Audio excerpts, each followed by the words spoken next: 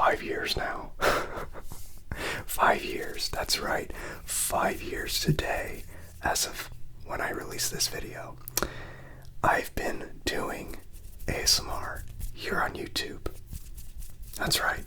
Also been doing ASMR on Twitch, but I started my journey here on YouTube 5 years ago. I can't believe it's already been literally half a decade. That went by so fast. It feels only yesterday that I was a wee lad of age 31. Yep, goodness me, 31 when I started this channel. About a year and a half after I discovered ASMR, stumbling across it from a channel called Review Tech USA.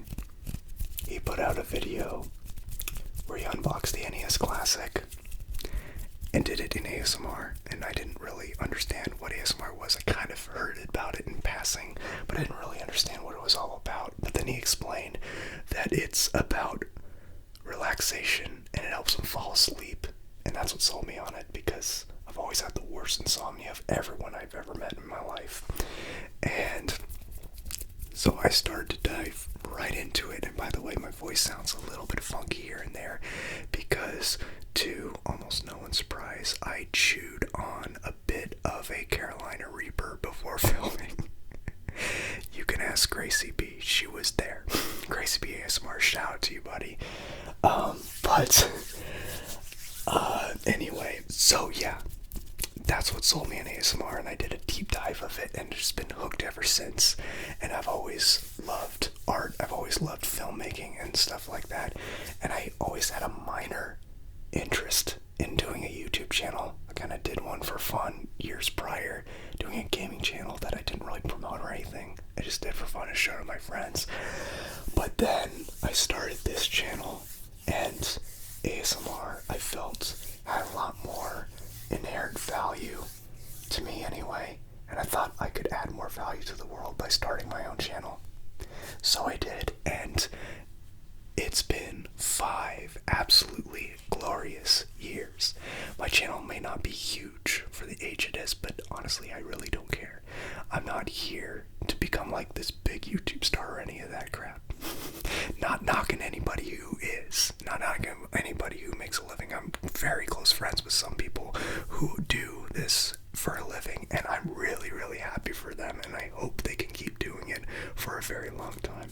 And if by some chance I could, that'd be great too. But to be perfectly honest, I'd probably still keep a job, because you never know with today's world. Like, no employment is safe. Let's be real.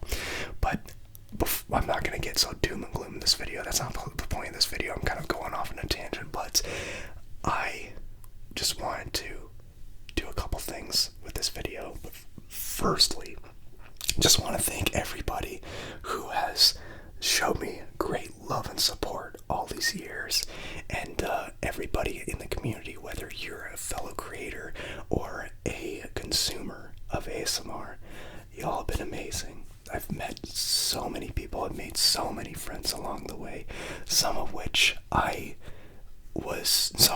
looked up to even before I ever considered being an ASMRist myself, particularly the ASMR nerd. Shout out to you, buddy. The ASMR nerd and I have become really good friends over the years.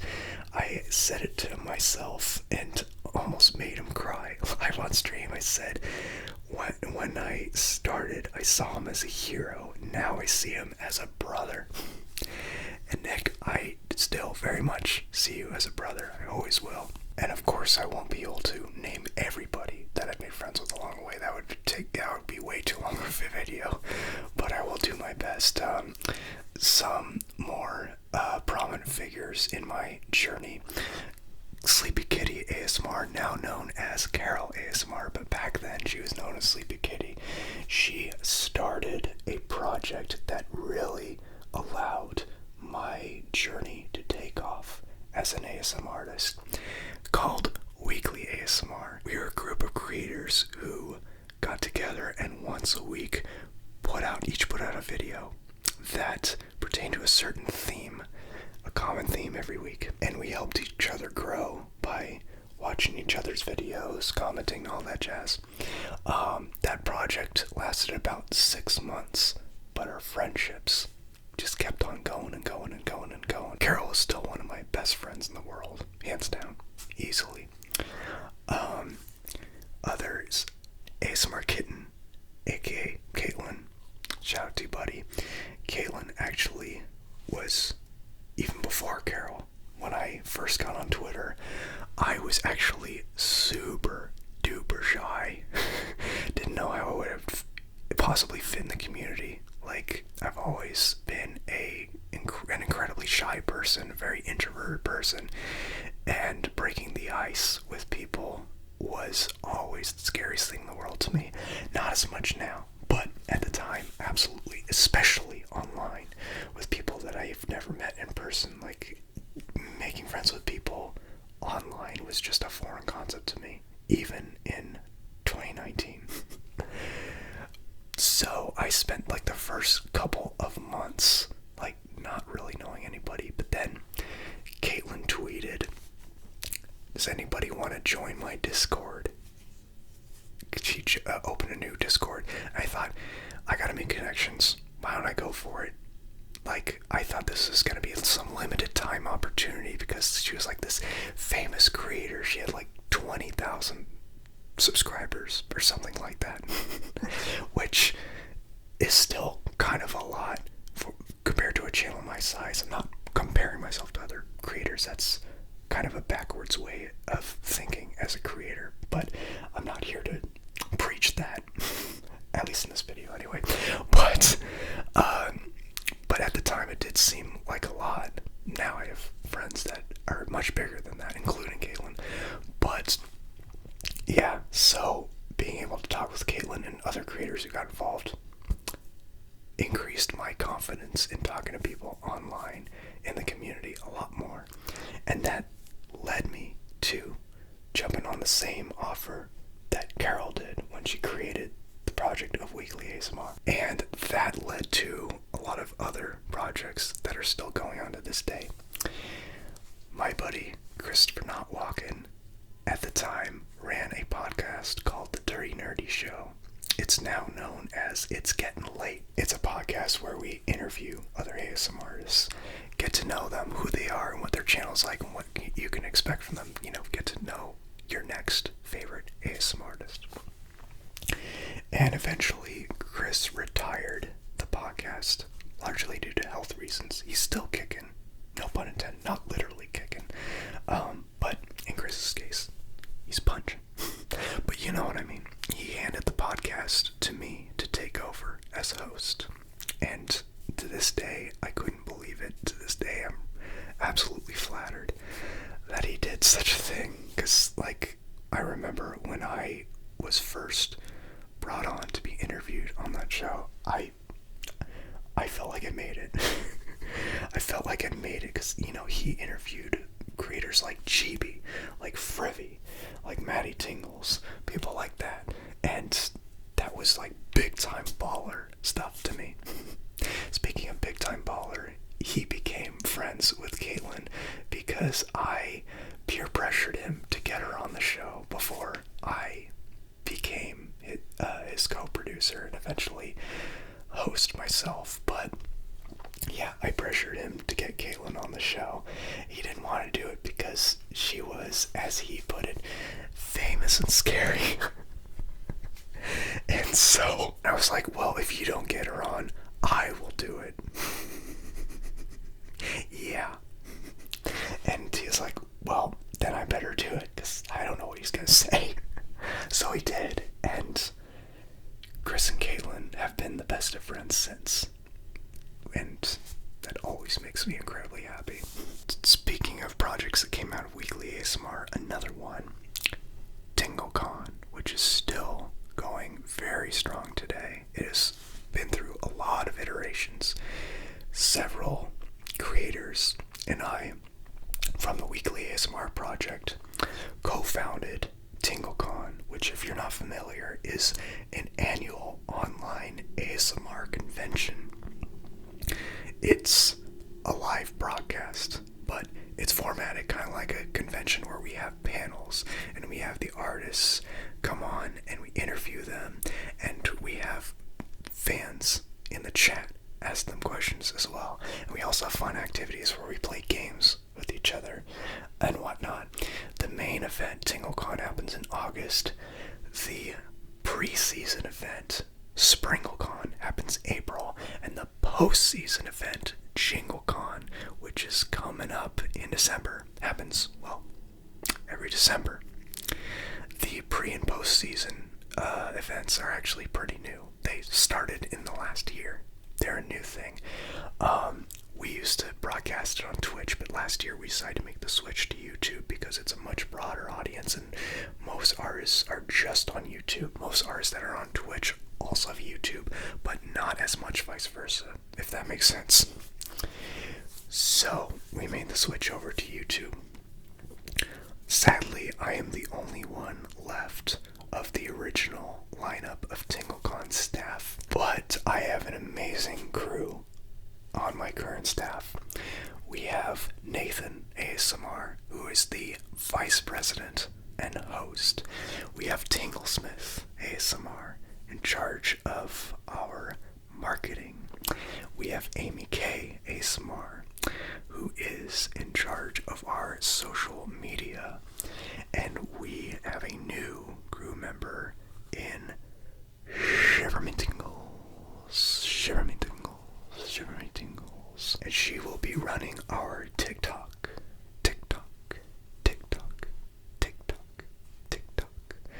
because she is ginormous over on TikTok and she knows what she's doing over there, so it's certainly going to help a lot. And of course, all 5 of us play a role in our scouting. We look for talent. We look for fellow ASMRtists to become featured on TingleCon. That's one of the nice things about being on the staff, is that you have the opportunity to do that. It's not required, but everyone does it because it's a lot of fun to do. And you're part of something big. You're part of a big mission. So yeah, be sure to check out TingleCon. I'll be sure to have a link down below in the description and a link in the comments, in the pinned comment. Anyway, so another project that came out of that was also through Chris, because I stream ASMR a lot on Twitch and also do some gaming. But originally, when I started streaming on Twitch, I was just doing gaming. I thought, I'll make ASMR just be a YouTube thing for me, and gaming be a Twitch thing, because Twitch is a gaming platform, you know? I didn't realize that ASMR would ever get anywhere on Twitch, but then Chris was like, yo, Keith, you gotta do ASMR on Twitch. ASMR is huge on Twitch. And I trust the guy, so, and he was not wrong. ASMR is huge on Twitch. It's had a lot of problems on Twitch, don't get me wrong, I'm not going to get into that, but for the most part, it does have a really chill ASMR scene, as does YouTube, as does TikTok.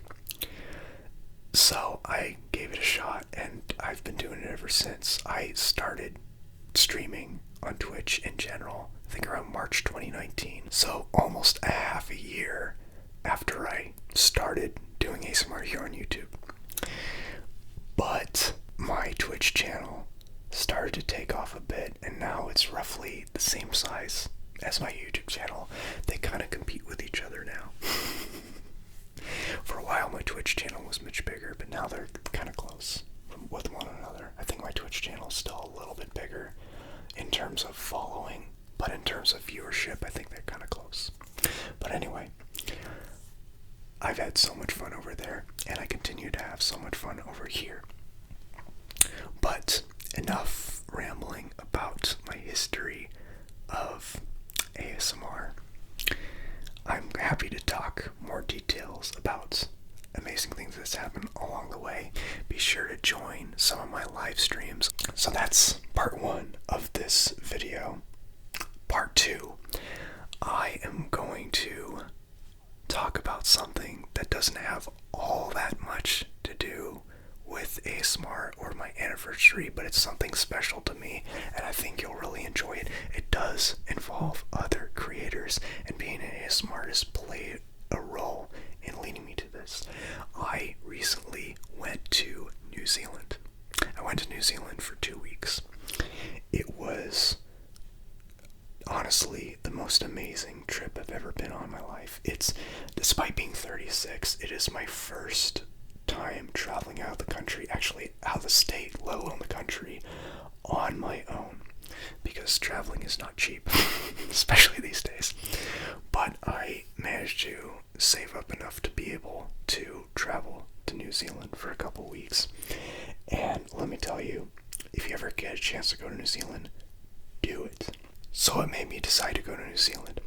I found out last year that my late grandpa, who passed away when I was really young, he was an absolute hero of mine. I found out that his dream country was New Zealand, and he never got to go in his lifetime. So I decided to go on his behalf. But what led me to finding that out?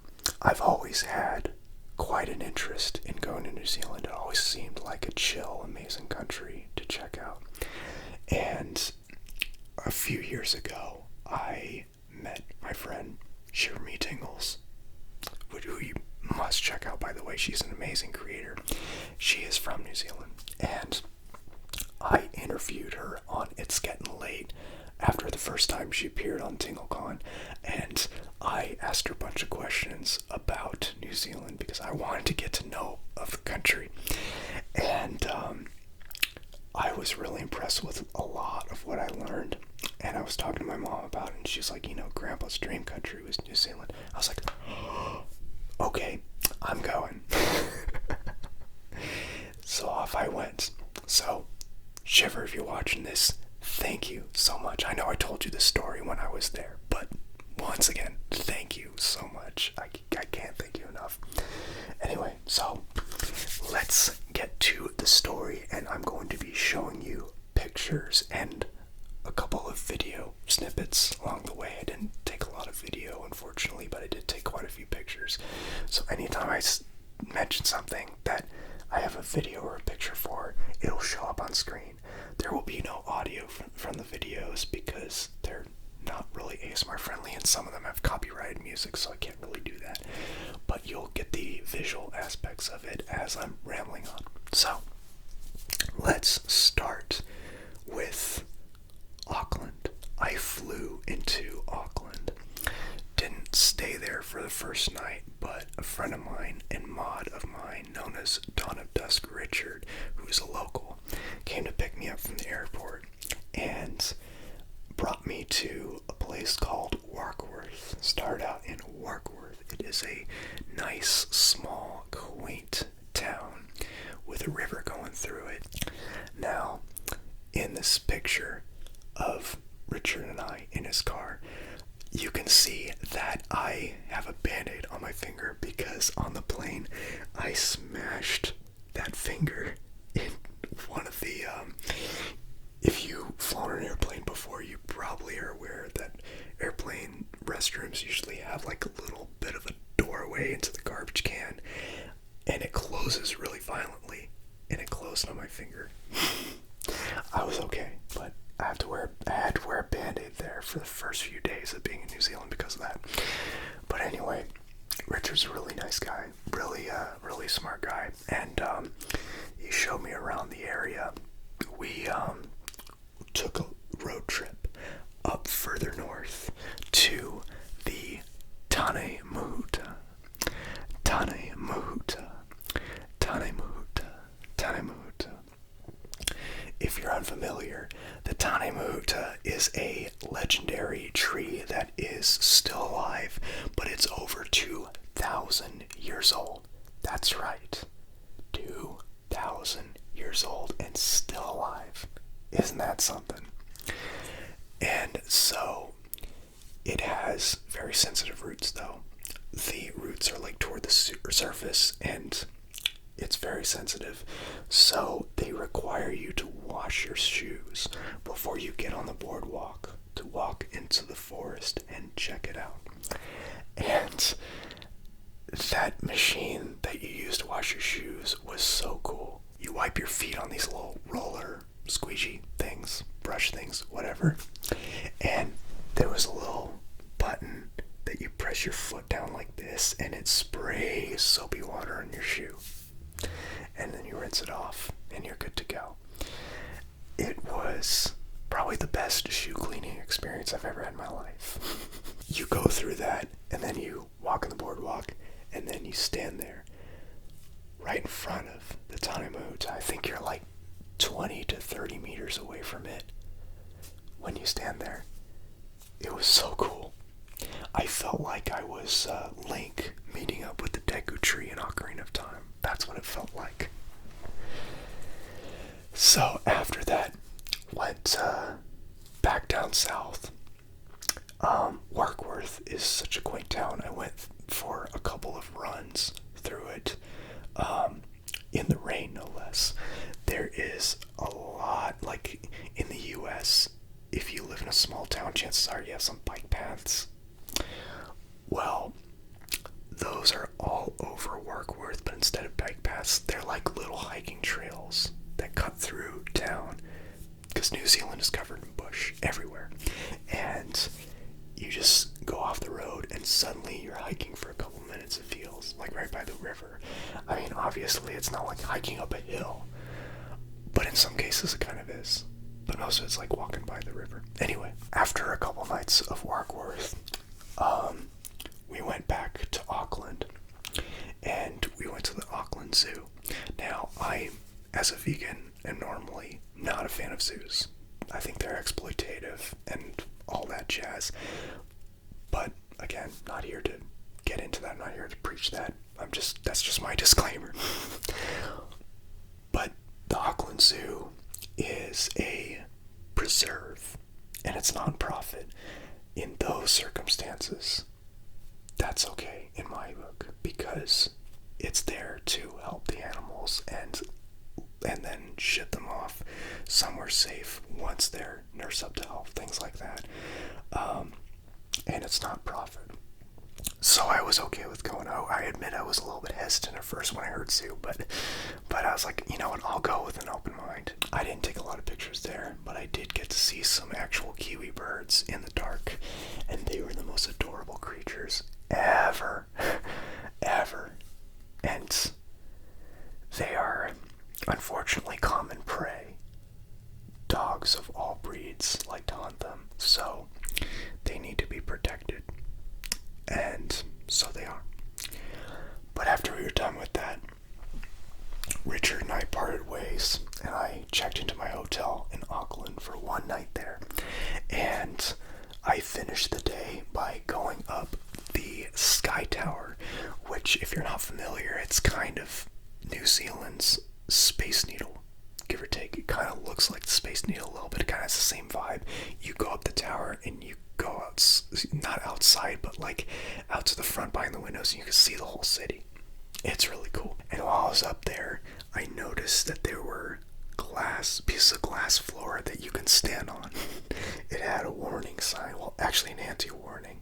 It said that it's 38 centimeters thick, and therefore just as strong as the rest of the floor. So you really have nothing to worry about. But psychologically, you feel like you do. I don't really have a fear of heights, so it didn't bother me. But I sent a picture to my friends, and they were blown away. So, trigger warning, heights. If heights bother you, I suggest you look away for the next 5 seconds or so. Here's the picture. And while I was up there, I noticed a park nearby. I think it was called Albert Park. Very basic name, so I have a hard time remembering the name, but it was a nice park to walk through. I just saw it, Googled it, and then I walked over after I got down. But before I made my way down, I went to a bar up there. I had a martini, and then I made my way back down, walked around to sober up a little bit because my alcohol tolerance kind of sucks.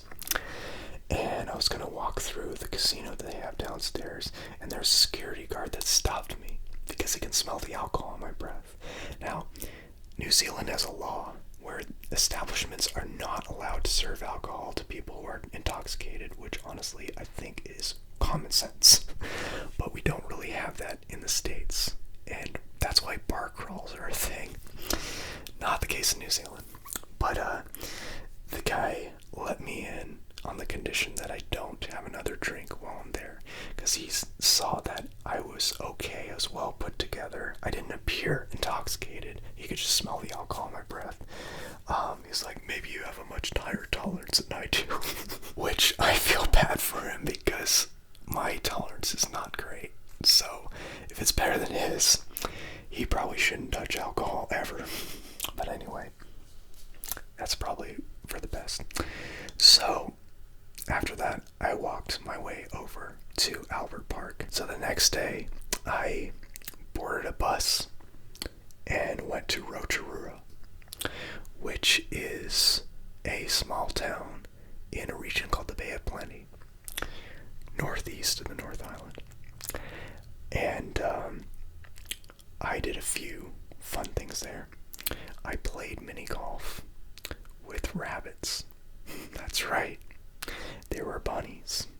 I was debating whether or not I could do it because I had other things planned, and I'm also kind of hesitant to go to establishments that have animals to help promote them, but I also love rabbits so much, and I thought, you know what, I'll go anyway and I'll protect the bunnies from the golf balls that other people hit, and that's exactly what I did. So, but yeah, that's what I did my first night in Rotorua. I was actually supposed to do a glowworm tour where we get in kayaks on a lake at sundown, and then we go into some caves in the dark and just turn all the lights off and look at the glowworms. We were supposed to do it my first night in Rotorua. It ended up being postponed the next night because the bus driver did not show up. So they allowed us to board the next tour on the next night, and luckily I had that night free, so I did. But the day that I did that, earlier in the day, was when I went to Hobbiton. That's right, I went to the Shire, took a bus to Mahuta, and took a shuttle from the visitor center there. And obviously there's a lot of Lord of the Rings related exhibits and gifts at their gift shop. And it was as amazing as I expected. It just felt so surreal. A couple industry secrets I'm going to spill for you that I learned while I was there. One, they filmed it in such a way where it feels like the sun moves in the opposite direction that it actually does in real life. The Shire face east in real life, but I think it's supposed to face west in the films. So like you can have the sunset go down and you could see it from Bag End.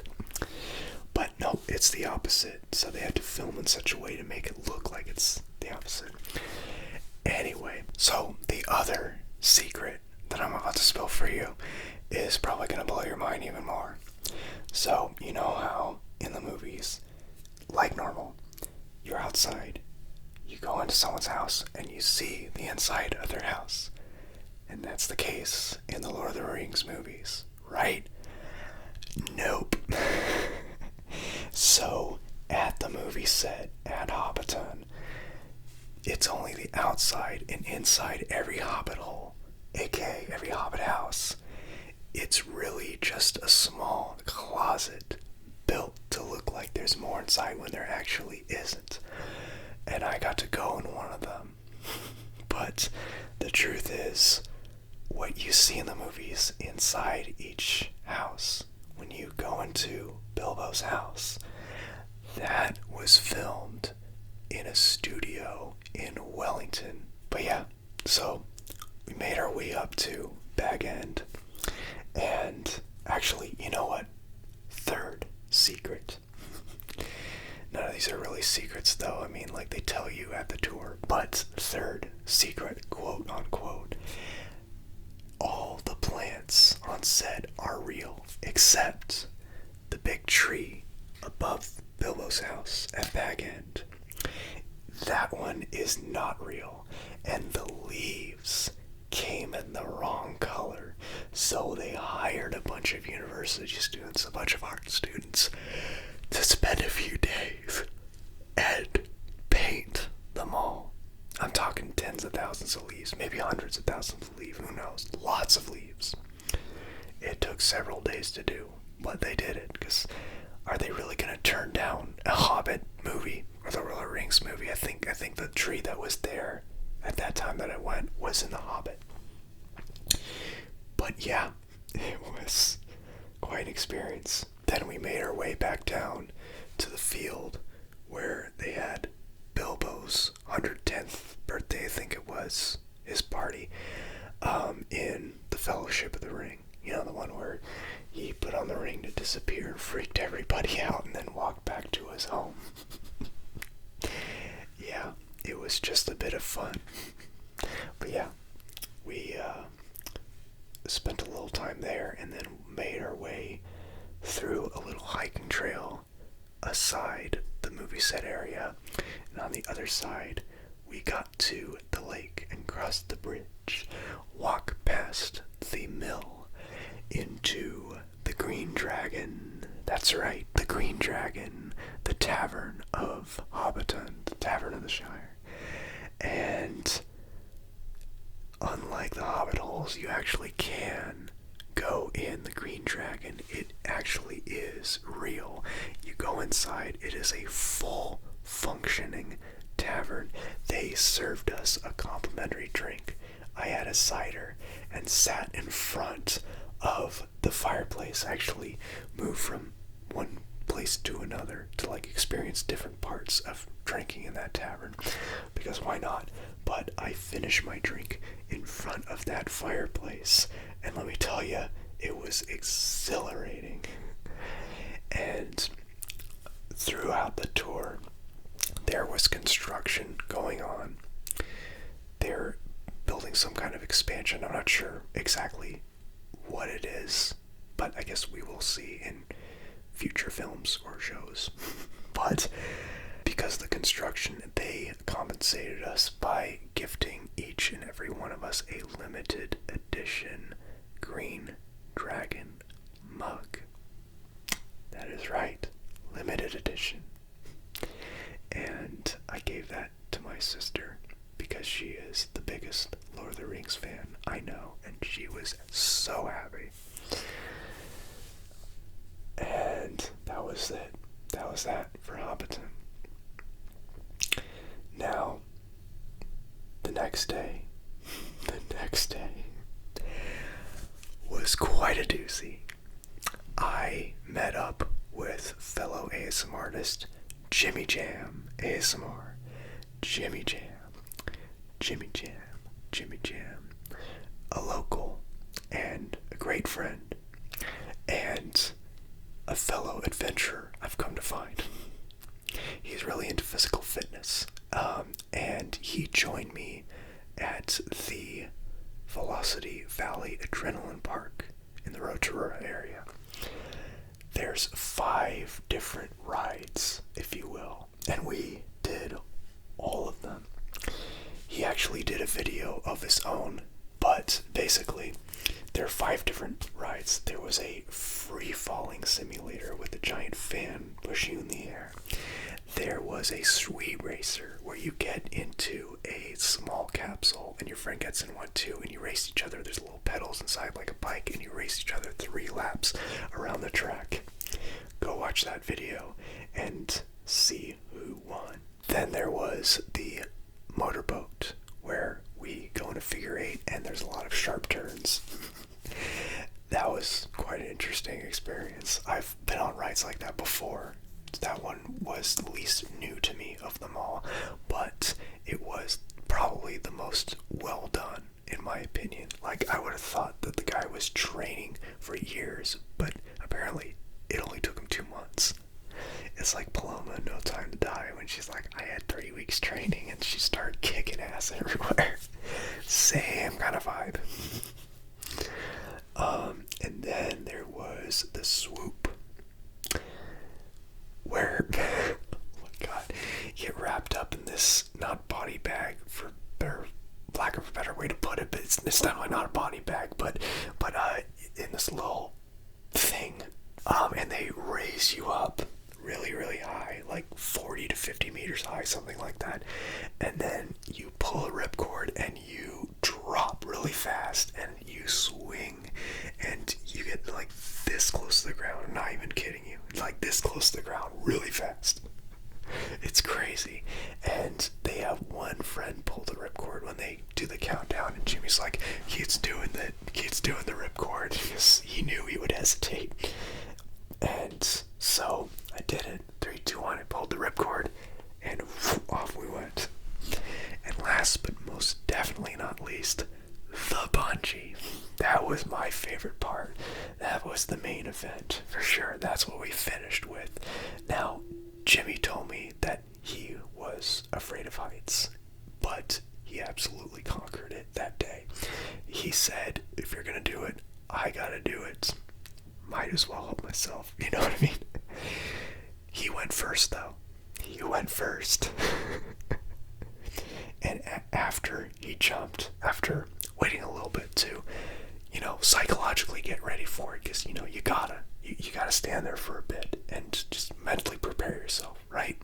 So he did, and he crossed his arms, I think he closed his eyes, and then he, note to self, cut that loud feedback out in post, but keep the visual part of it, because it fits the vibe of what I'm talking about.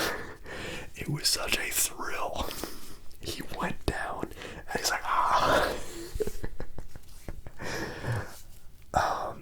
But unfortunately I can't play a sound because, again, copyright music was present and not really ASMR friendly, but just take my word for it. But it was a lot of fun, and then I yelled out into the void, Jimmy, I lied, I'm not doing it, after he jumped.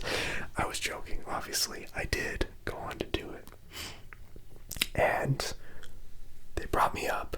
I walked out to the ledge and I had the guy count down from 5. He was like 5, 4, 3, 2, 1, and I was like, Leroy Jenkins.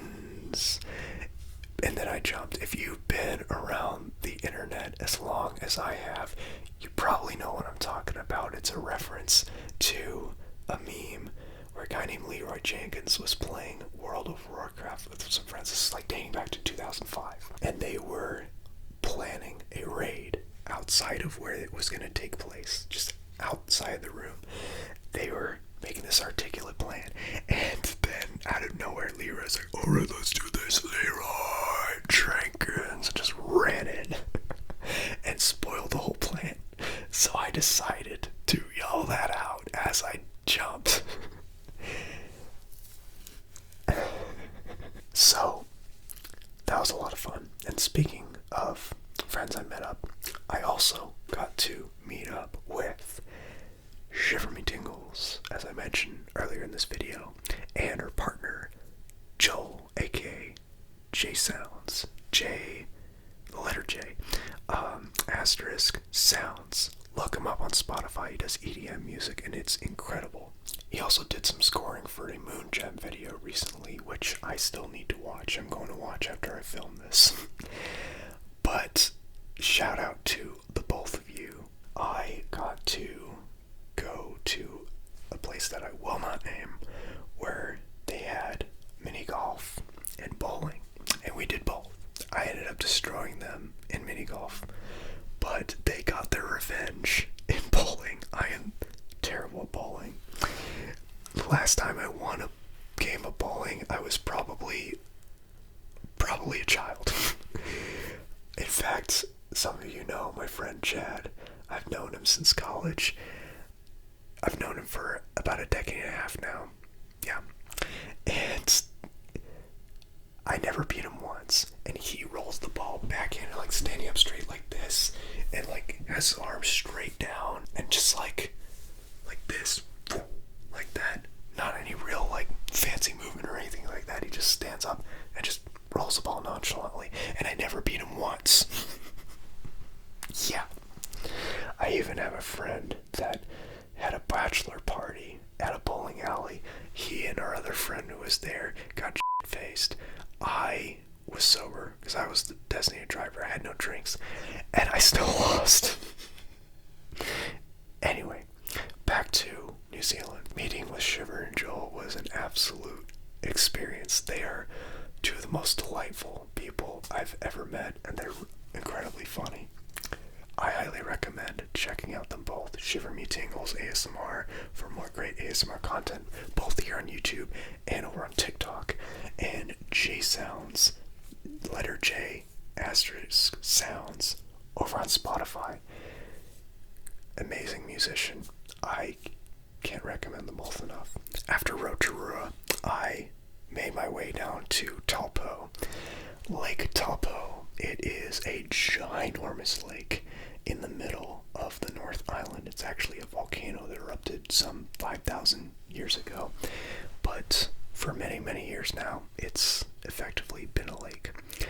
And while I was there, I took a small cruise ride into the lake, not anywhere near the middle of the lake, but like around the corner. There's some Maori rock carvings.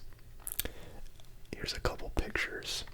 So if you don't know what the Maori is, it is the local indigenous, actually Polynesian tribe of New Zealand. And Maori culture is huge there. Huge there. In fact, the two languages of New Zealand are English and Te Reo Maori. So the common greeting is kia ora, kia ora, kia ora, kia ora, which is hello in Te Reo Maori. It does have a lot of other meanings too, but that's one of the main, most well-known meaning and most used meaning these days. It literally translates to wishing you good health. So I got to stay in Taupō for a couple days, and it is absolutely gorgeous. It was one of my more low-key times in the trip. I spent a lot of it walking around town, but getting to see those Maori carvings were amazing. After that, I made my way down to Wellington. That was like a 7 to 8 hour bus ride. But it was well worth it. But once I got to Wellington, it is one of the coolest cities I've ever been to in my life. But my God, is it windy. It's known to be the windiest city in the world. And yeah, it really is. When I got outside of the Wellington Central, I believe it's called, where my bus stopped at. Oh my God, the wind felt like a cartoon. It almost felt like I was going to be blown off the map in Super Smash Brothers. And I was like rolling my suitcase and struggling to keep it on the ground. It was nuts. But yeah, I did a couple of interesting things there. I went for a walk from my hotel to a suburban town just west of Wellington called Karori. But on my way there, I got to stop in the botanical gardens, and there's this one spot called the Rose Garden, which not to be confused with the Rose Garden at the U.S. White House, but like the Rose Garden of Wellington's botanical gardens. It is absolutely beautiful. I stopped at the cafeteria there for an unplanned lunch and ended up staying there for like an hour and a half because I actually wasn't that hungry, and they served me a much bigger portion of toast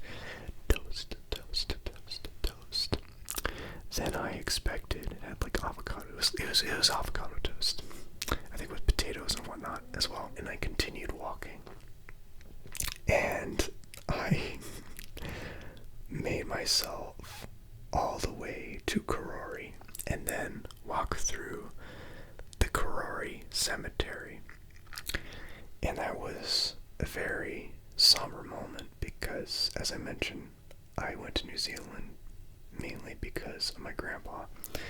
And even though my grandpa wasn't buried, he was cremated, it still felt a bit symbolic about him, like I'm there because of his passing. And then once I made it through, I got on a hiking trail and made my way to the top of Johnston Hill, I think it's called. And you could see Wellington from way up there, even though you're in the middle of Karori. And on the other side, you could kind of see the coast, I believe. But the weather was so crappy that I couldn't see it from there. But from what I saw online, you should be able to from up there. And right when I got to the top, it started to pour. But before I did, I took a short video and texted it to Shiver saying, I just walked from my hotel all the way to the top of Johnston Hill and showed my watch indicating how many steps it took, pointing out that it was just 1/6 of the amount of people subscribed to her YouTube channel. Because I'm that kind of prick. You're famous as hell, Shiver. Anyway, it was pouring rain. I ended up getting an Uber to make my way back because I was originally planning on walking all the way back too, but I wasn't going to do it in that weather. Like, I'm okay with a little rain. I'm okay with being in a little bit of pouring rain, but to spend that much time, I'll just get too cold. I'm not good with cold. That's the thing. Let's see, what else did I do in Wellington? I walked all the way to the Weta Workshop. It is a studio where they make props for all different kinds of movies, including Lord of the Rings. I believe they also had movie sets there, but our tour didn't really cover that. I think that's the studio where they shot the inside of Bilbo's house. I could be mistaken, but I believe it is. Don't quote me on that, though. And we weren't allowed to take pictures in the tour, but we were allowed to take pictures in the gift shop, in the museum at the gift shop. So I did get a few pictures of that. I made a funny face while standing in front of a bunch of knives. But at the end of the tour, we got to sculpt some things out of tin foil for about 5 minutes, and I crafted a bunny. Can you tell I love rabbits? I'm basically a rabbit myself. Anyway, the walk to the Weta Workshop from downtown Wellington took quite a while. I made a cross over Mount Victoria. The word mount makes it seem a lot larger than it actually was. It wasn't. It was like a short hike up and then a small hike down, and then walking around along the water across the bay and seeing a bunch of different art along the way. It was absolutely incredible. I actually walked near the Wellington airport apparently as well, but I didn't really see it. It was like behind some walls from where it was or something like that. But I have flown and landed in that airport in Flight Simulator quite a few times. If you watch my streams, you know what I'm talking about. Now, let's land. We are going way too fast, but who cares? We're actually going to make it. We're actually going to this time instead of just landing. The landing is going to be terrible. I just know it. Because we're going too fast.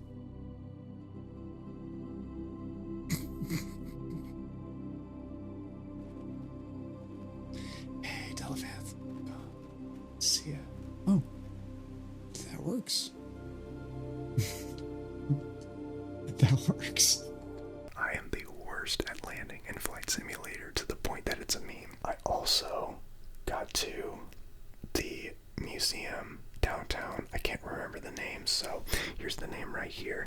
But it has a bunch of Maori exhibits and science exhibits and animal exhibits and all sorts of different things New Zealand related. It was absolutely amazing.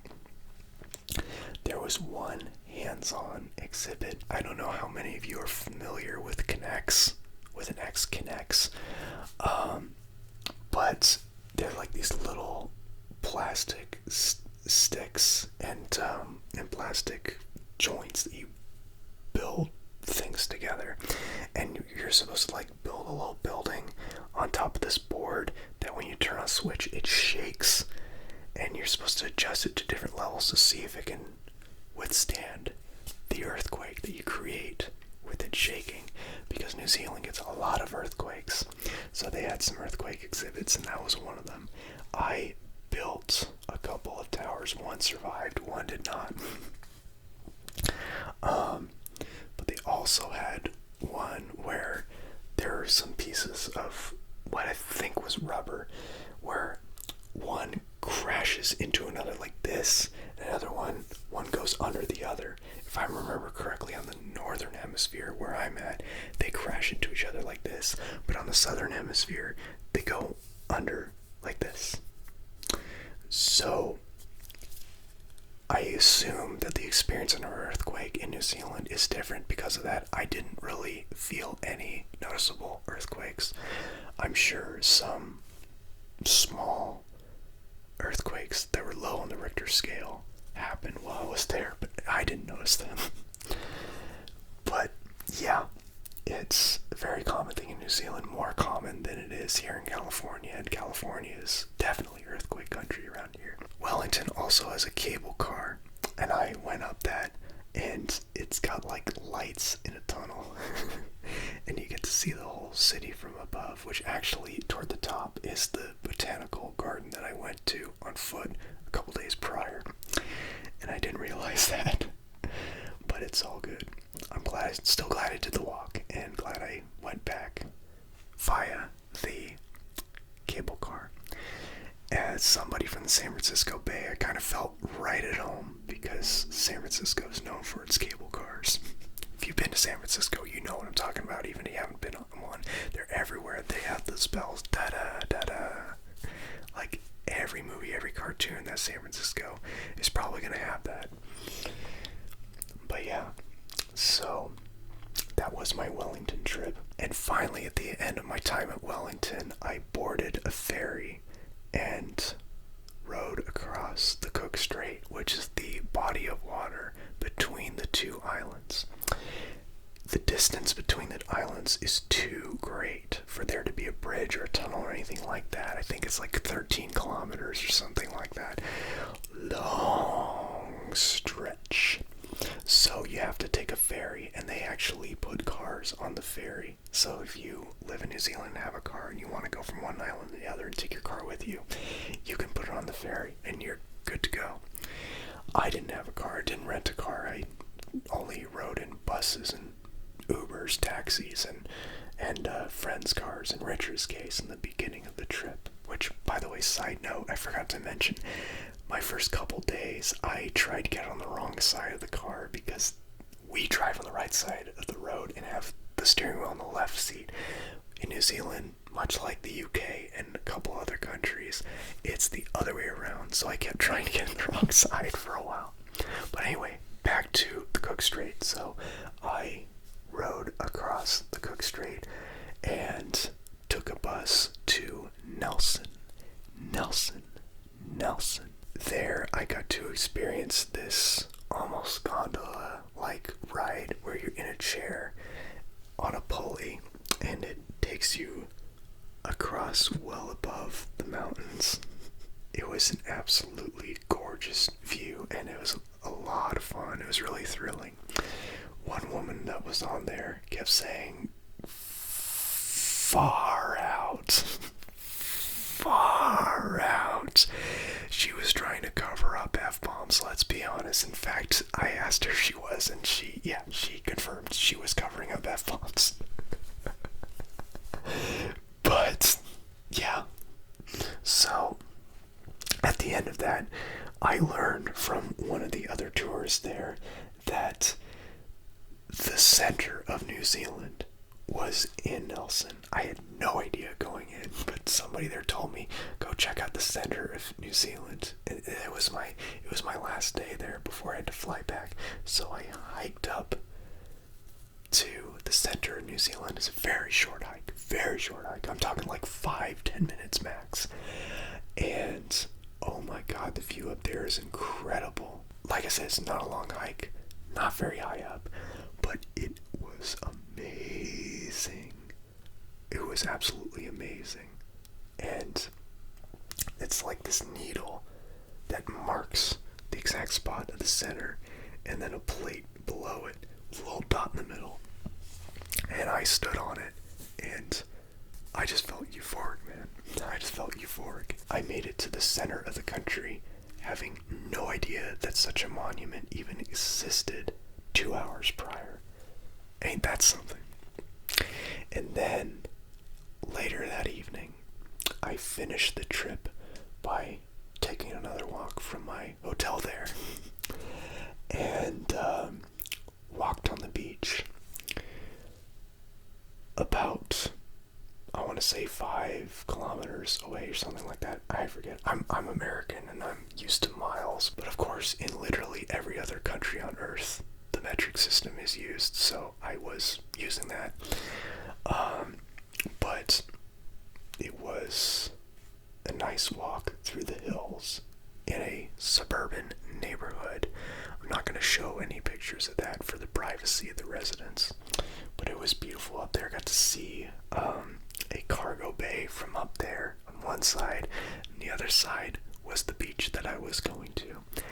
And I walked along that beach all the way to the end of it. It was a peninsula, a little peninsula shaped, almost shaped like a kiwi's beak actually, and I went all the way to the end, and there was a circle around it, and I stood on that circle, and that felt like a spiritual rite of passage. I'm not a huge believer in stuff like that. I have absolute respect for people who do, don't get me wrong, but that moment felt very special to me. It was the kind of closure that I needed for my grandpa's passing, because when he passed, I didn't even know what death was. Like, I thought he just had a small cold, and then after he passed, my mom broke the news to me that grandpa died, and again, I didn't know what that meant. She explained that he's not here anymore and we'll never see him again. Now, she obviously worded it in a more child-friendly way. Probably a good thing I don't have kids, because I have no idea how to do that, to be perfectly honest. But anyway, that's what she did. And my heart sank so much. I'm going to be vulnerable with y'all, but that's nothing new on this channel. My heart sank so much from that, more than anything else that has ever happened to me in my life, even to this day. Like, no breakup has ever come close to that. He was that important to me, and it felt like a sudden goodbye, and I never got to say goodbye, but I took that as my opportunity to say goodbye. He still lives in here, you know, as they say in The Lion King, he lives in you, kind of thing. But anyway, I'm gonna stop preaching, but that was my experience. It was that was how I closed out my New Zealand trip. And then I walked back. I walked to my hotel, got ready for bed, went to sleep, got up early the next morning, got to the airport, and thus ended my adventure in New Zealand. I want to thank you all so much for listening. It has been an absolute journey, not just New Zealand, but also in ASMR, this 5-year journey, and it's not ending here, even though I worded it like that. The first 5 years have been an absolute experience, one that I will never forget, one that I never expected when I started this channel. I thought, like, I wanted to make an impact, yes, but I never really thought that it would amount to anything that it has. And again, this channel is not big by any means, but the experiences that I've taken from being an ASMRtist for 5 years are ginormous, both here and out there. Doing TingleCon, doing It's Getting Late, doing ASMR myself, the friends I made, the lives I've impacted, it's just, I've gotten more than I could ever ask for, and I want to thank every single one of you for it. That said, thank you so much for listening. Thank you so much for watching. I look forward to many, many more years of ASMR. And until I see you next time, as always, stay chill. Have a good night.